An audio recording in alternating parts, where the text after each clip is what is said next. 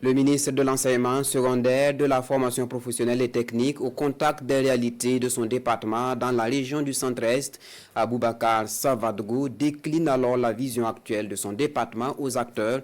Il réitère par ailleurs son engagement à apporter des solutions adaptées aux différentes préoccupations. Le point avec Hassan Gebri et Nicolas Sorgo.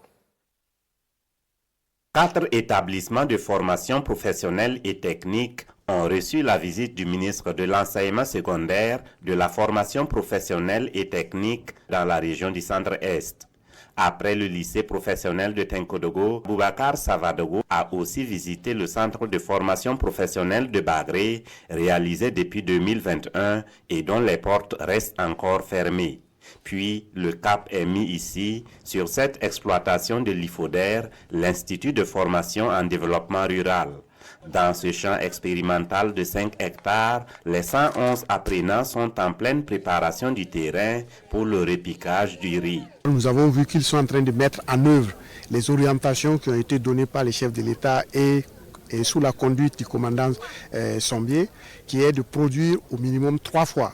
Donc on nous a expliqué qu'ils ont produit en saison humide et là ils ont entamé la production en saison sèche et nous voulons qu'il y ait un partenariat entre nous pour que ça puisse aller de l'avant. Après l'étape du Boulougou, c'est au tour du collège d'enseignement technique et de formation professionnelle Nabazanré de Koupéla dans la province du Kouritenga d'accueillir la délégation.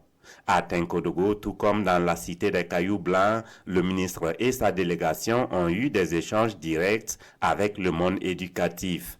Dr Savadougou a décliné la nouvelle vision de son département et sollicité l'engagement de tous les acteurs pour une mise en œuvre réussie des réformes à venir. Selon la vision du ministère, c'est faire en sorte qu'on puisse inverser la tendance pour qu'on passe de 5% à 60% en termes. Donc c'est véritablement donc un challenge que nous devons relever au niveau de la région ici. Nous avons emprunté la voie de la souveraineté, la voie du patriotisme.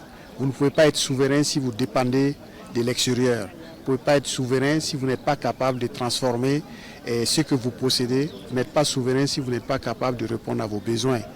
Donc ce sont ces mots d'ordre que nous avons transmis à la communauté du ministère de l'enseignement secondaire, de la formation professionnelle et technique. Sur les multiples préoccupations exprimées lors des échanges, notamment sur les questions de bourse, de cantines ou d'insuffisance de salles de classe et d'enseignants, le ministre Savadougou annonce la mise en place d'une structure au sein du ministère pour la gestion des œuvres sociales. Sur le cas du centre de formation professionnelle de Bagré, le ministre dit avoir entamé des démarches pour son ouverture.